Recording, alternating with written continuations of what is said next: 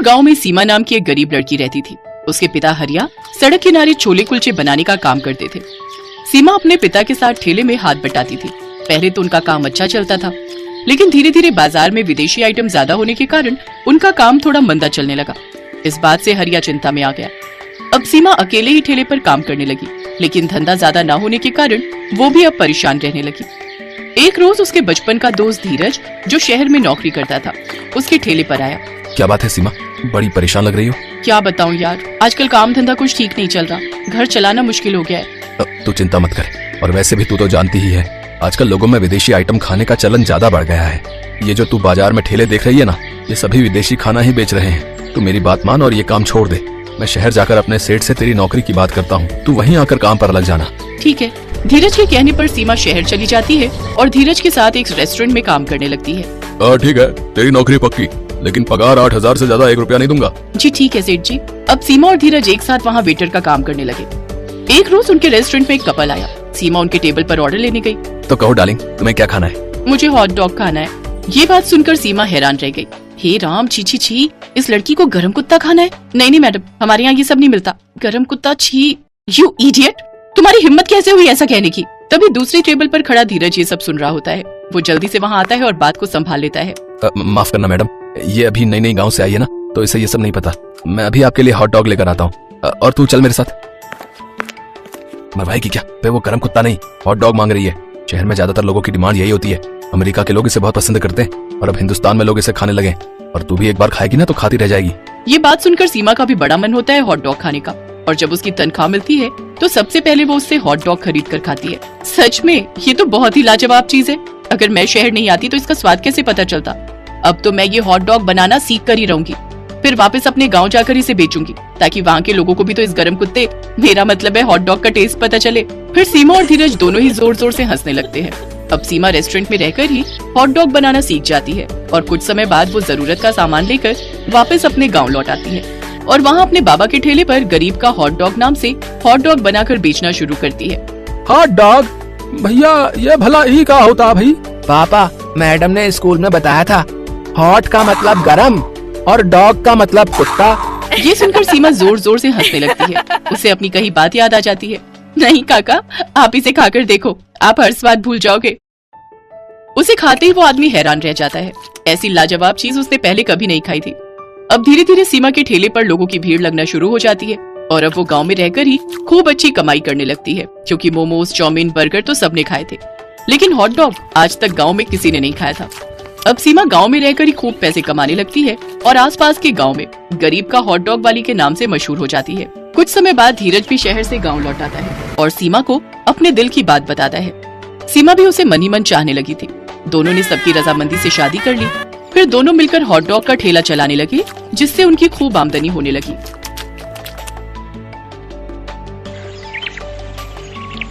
राजपुरा गांव में कमलेश नाम की एक औरत रहती थी। उसका पति प्रकाश बहुत लालची और कामचोर था। वो एक नंबर का नशेड़ी भी था। वहीं कमलेश बहुत मेहनती थी। उसकी 2 बेटियां भी थीं, निशा और चिंकी। प्रकाश कोई काम नहीं करता था। अभी 1 हफ्ते पहले ही उसे काम से निकाला गया था, क्योंकि उसने मैनेजर के 20,000 रुपए चुरा लिए थे। उसकी ये हरकत कैमरे में कैद हो गई थी, जिसे देख मालिक ने उसे काम से निकाल दिया। पर प्रकाश को इस बात का बिल्कुल भी अफसोस नहीं था। वो तो उल्टा रोज शाम को अपनी बीवी से शराब पीकर गाली गलौज करता था और उसे मारता भी था। कमलेश ने इन्हीं सब के चलते अभी 4 दिन से ही गोलगप्पे बेचना शुरू किया था, क्योंकि घर चलाने के लिए उसके पास पैसे नहीं थे। प्रकाश को कमलेश का गोलगप्पे बेचना बिल्कुल भी पसंद नहीं था। एक रात को प्रकाश शराब पीकर आता है और घर में तोड़-फोड़ शुरू कर देता है। वो कमलेश के गोलगप्पे की रेडी भी तोड़ देता है, क्योंकि किसी ने उसको कमलेश के खिलाफ भड़का दिया था। कमलेश ने आज तंग आकर गेट बंद कर दिया था। कमलेश, अरे ओ कमलेश, बहरी हो गई क्या? मनहूस कहीं की। अरे गेट खोल, बहुत गोलगप्पे बेचने का शौक चढ़ा है ना? है? आज तेरे उस भूत को ही उतार देता हूँ पहले। आज मैं कोई गेट नहीं खोलूंगी, बस अब मैं तंग आ गई हूँ आपकी रोज रोज की इस किचकिच से। आज आप बाहर ही रहेंगे। अरे तू होती कौन है मेरे ही घर से मुझे बाहर निकालने वाली? हैं? अभी एक बार मुझे अंदर आने दे, तेरी सारी हेकड़ी बाहर निकाल दूंगा। चल जल्दी दरवाजा खोल। और फिर वो जोर जोर से दरवाजा पीटने लगता है और उस पर पैर मारता है और सामने पड़ा पत्थर उठाता है और दरवाजे पर दे मारता है, पर कमलेश ने गेट नहीं खोला। प्रकाश पूरी रात बाहर काटकर बहुत गुस्से में होता है। फिर कमलेश जैसे ही सुबह दरवाजा खोलती है, वो गुस्से में अंदर घुस जाता है और सुनीता और उसकी बेटियों का सामान बाहर फेंक देता है। रात में तो तू अपनी औकात भूल गई थी, बस वही याद दिला रहा हूँ। जहाँ से आई थी वहीं वापस चली जा, क्योंकि मेरे घर में तुम और तुम्हारी इन मनहूस बेटियों की कोई जरूरत नहीं है। प्रकाश अपनी बेटियों को मनहूस मानता था क्योंकि उसे लड़के की तमन्ना थी, पर उसे दोनों बार लड़कियां ही हुई। आप मेरी बात तो सुनिए, हम कहाँ जाएंगे और हमारे पास तो पैसे भी नहीं है। वो सब मैं नहीं जानता, मेरे लिए तुम सब मर गए हो आज से। जाओ, जाकर रहो कहीं भी, मुझे उससे क्या। रोड पर रहो या यतीम खाने में। अब हम क्या करेंगे माँ? पापा ने तो हमें घर से बाहर निकाल दिया और हमारी रेहड़ी भी तोड़ दी। अब हम क्या करेंगे? मुझे भूख भी लगी है माँ। तू डर मत चिंकी, तेरे पास तेरी दीदी और माँ है ना, मेरे पास कुछ पैसे हैं। निशा अपनी जेब से पैसे निकालती है, उसके पास 1000 रुपए होते हैं। इतने सारे पैसे तेरे पास कहाँ से आए निशा? माँ, वो मैंने स्कूल में मैराथन में भाग लिया था और मैं उसमें फर्स्ट आई थी, तो उसी का इनाम है ये। पर तूने मुझे बताया क्यों नहीं इस बारे में? आखिर मैं आपको कब बताती माँ, घर में एक पल की भी शांति नहीं है। खैर ये छोड़ो, हम इन पैसों से अपनी रेहड़ी सही करवा देंगे और गोलगप्पे की दुकान फिर से लगाएंगे। कमलेश और उसकी बेटियां फिर से गोलगप्पे की दुकान लगा लेती हैं। पूरा दिन बीत जाता है, पर 100 रुपए की बिक्री भी बड़ी मुश्किल से होती है। सारा दिन निकल जाता है और रात हो जाती है। उनके पास ना तो रहने की कोई जगह होती है और ना ही कोई पैसे, और मजबूरन उन्हें रोड पर ही सोना पड़ता है। लेकिन कमलेश हार नहीं मानती। वो अगली सुबह फिर से गोलगप्पे के लिए आलू चने तैयार करके उन्हें बेचना शुरू कर देती है। उसकी छोटी बेटी चिंकी की तबीयत भी खराब हो जाती है, उसे तेज बुखार हो जाता है, पर उनके पास उसकी दवाई के लिए भी पैसे नहीं होते। कमलेश सोचती है कि अगर थोड़ी बिक्री हो जाए तो उससे जो पैसे मिलेंगे तो उससे वो उसका इलाज करवाएगी। गोलगप्पे खा लीजिए भाई साहब। बहन जी, आप तो खाकर देखिए, बहुत अच्छे गोलगप्पे बनाती हूँ मैं, एक बार तो खाकर देखिए। उसके गोलगप्पे कोई नहीं खाता। ये देखकर कमलेश का मन उदास हो जाता है। इतने में निशा वहाँ भागते भागते आती है और रोते हुए कहती है, माँ माँ माँ, वो चिंकी, तुम यहाँ क्यों आई हो? मैंने बोला था ना तुम्हें चिंकी के पास ही रहने के लिए। माँ, वो चिंकी ना उल्टी कर रही है और उसका शरीर बहुत तेज गर्म हो रहा है और वो ठंड से कांप भी रही है। तू यहीं रुक, मैं चिंकी को अच्छे से डॉक्टर के पास ले जाती हूँ। तुम रेडी छोड़कर कहीं मत जाना, यही हमारी रोजी रोटी है। तुम फिक्र मत करो माँ, मैं यहाँ सब संभालूंगी। कमलेश जल्दी से चिंकी को डॉक्टर के पास ले जाती है। डॉक्टर उसे भर्ती कर लेती हैं और उसकी दवाई के लिए बोलती हैं और अपनी फीस के लिए भी।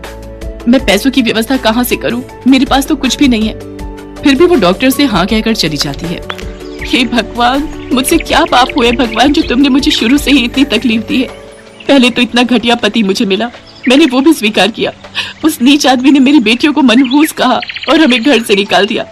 मैंने तुझे कभी कहीं कुछ नहीं कहा, लेकिन आज तुझे मेरी सुननी होगी भगवान। भगवान, मुझे मेरी बेटी सही सलामत चाहिए, उसके इलाज के लिए मुझे पैसे चाहिए। मैं कहाँ से इतने पैसे लाऊं? मेरे पास तो जहर खाने के लिए भी पैसे नहीं है। कुछ तो रास्ता दिखाओ भगवान। निशा रो रही होती है और तभी निशा के कंधे पर कोई हाथ रखता है। बेटा, तुम रो क्यों रही हो? आंटी, मेरी बहन की तबीयत बहुत खराब है और उसके इलाज के लिए हमारे पास पैसे भी नहीं है और कोई हमारे गोलगप्पे भी नहीं खा रहा क्योंकि हम गरीब हैं। नहीं बच्चे, ऐसा नहीं कहते। गरीब नहीं हो तुम तो बहुत अमीर हो। इतनी छोटी उम्र में इतनी समझदार हो और इतनी अच्छी माँ और इतनी अच्छी बहन को पाकर कोई गरीब कैसे हो सकता है भला? तुम तो बहुत अमीर हो। आगे से अपने आप को गरीब मत कहना। चलो, तुम मुझे गोलगप्पे खिलाओ और मेरे साथ मेरे दोस्त भी हैं, उन सबको गोलगप्पे खिलाओ। इतने में कमलेश वहाँ आ जाती है। माँ देखो ना, ये आंटी हमारी गोलगप्पे खाना चाहती हैं, आओ खिलाओ इनको। और वो अपने सभी दोस्तों को बुला लेती है। सभी गोलगप्पे खाते हैं। अरे वाह, कितने लाजवाब गोलगप्पे हैं। मजा आ गया। हाँ, मुझे भी बता दो ना इसकी रेसिपी। जी कुछ खास नहीं, ऐसे गोलगप्पे तो हम अपने 7 जन्मों में भी नहीं बना पाएंगे, समझे? अच्छा ये बताओ कितने पैसे हुए? 100 रुपए। और वो औरत उसे 5000 रुपए देती है। जी आप ज्यादा पैसे दे रही हो। नहीं नहीं, बिल्कुल नहीं, बल्कि ये भी कम है आपकी मेहनत के हिसाब से, कुछ भी नहीं है। लेकिन हम ये नहीं ले सकते। लेकिन आपको तो ये लेना ही पड़ेगा और इसके साथ हमारे साथ भी चलना होगा। हेलो, मेरा नाम विमला है और मैं एक एनजीओ चलाती हूँ आप जैसे लोगों के लिए। मुझे निशा ने सब कुछ बताया, कैसे आपने जिंदगी में सिर्फ परेशानियां ही देखी हैं, पर अब बिल्कुल नहीं। आपकी तकलीफ बस यहीं खत्म। हम आपकी बेटी का इलाज भी करवाएंगे और उसकी पढ़ाई का खर्चा भी हम ही उठाएंगे और आप तीनों अब हमारी एनजीओ में ही रहेंगी। हम आपके इस गोलगप्पे वाले स्टार्टर को और भी बढ़वा देंगे क्योंकि आप बहुत अच्छे गोलगप्पे बनाती हैं और गोलगप्पे के इस टैलेंट को ऐसे ही देश थोड़ी ही जाने देंगे। अब आपका बहुत बहुत शुक्रिया विमला जी। आपको नहीं पता आप हमारे लिए क्या बनकर आई हैं। आप हमारे लिए किसी भगवान या फरिश्ते से कम नहीं है। Thank you aunty. फिर सभी हॉस्पिटल जाते हैं और चिंकी का इलाज अच्छे से करवाते हैं। उसके बाद वो उन सबको अपनी एनजीओ में लेकर जाती है, जहाँ कमलेश जैसे पहले से कई और औरतें काम कर रही होती हैं और अब सब ठीक हो जाता है। निशा और चिंकी अच्छे से स्कूल में पढ़ने जाते हैं और कमलेश के गोलगप्पे भी लोगों को बहुत पसंद आते हैं। उसके गोलगप्पे खाने के लिए लोग दूर दूर से आते हैं। इन सब के बाद प्रकाश कमलेश के पास आता है और अपने किए की माफी मांगता है, पर कमलेश उसे माफ नहीं करती। कमलेश अपनी जिंदगी में काफी आगे बढ़ गई थी और उसे और उसकी बेटियों को अब प्रकाश की कोई जरूरत नहीं होती।